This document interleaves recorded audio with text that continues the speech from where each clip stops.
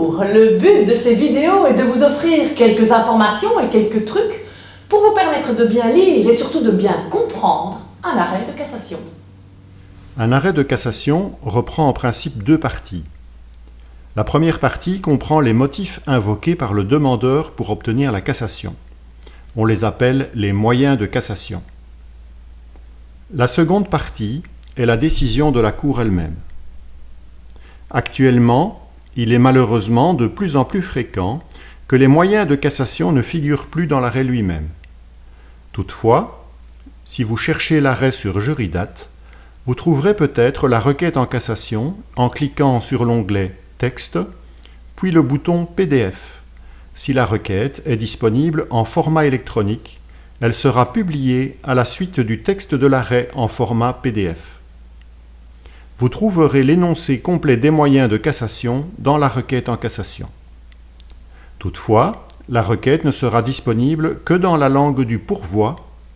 Si l'arrêt a été rendu par une chambre néerlandophone, la requête ne sera accessible que si vous avez sélectionné le néerlandais comme langue de recherche. Il peut être intéressant de connaître les faits de la cause pour bien comprendre la portée de l'arrêt. On peut les trouver dans l'exposé du moyen. Soyez attentifs au fait que le demandeur et le défendeur mentionnés dans l'exposé des faits de l'arrêt sont le demandeur et le défendeur en cassation, et donc pas nécessairement le demandeur et le défendeur dans la procédure antérieure devant le juge du fond. Regardez bien dans l'intitulé de l'arrêt qui sont les demandeurs et défendeurs en cassation afin de bien les identifier dans l'exposé des faits. Le moyen reprend ensuite les dispositions de la décision qu'il va critiquer.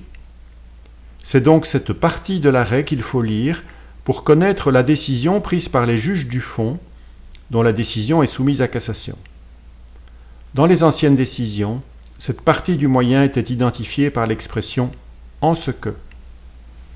Dans les arrêts plus récents, cette partie de la décision est identifiée par l'expression « décision et motif critiqué ». Le moyen expose enfin la critique qu'il adresse à la décision. Dans les anciennes décisions, cette partie du moyen était identifiée par l'expression « alors que ».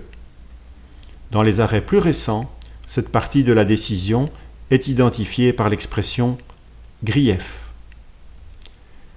Il se peut que le moyen se décompose en plusieurs éléments que l'on appelle des branches. Après l'exposé des moyens, s'il figure dans l'arrêt, se trouve la décision de la Cour de cassation.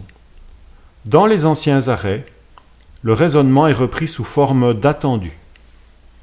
Dans les arrêts plus récents, la décision est exprimée en langage courant. Nous vous invitons à regarder la seconde vidéo pour vous permettre de mieux comprendre les enseignements que l'on peut tirer d'un arrêt de cassation.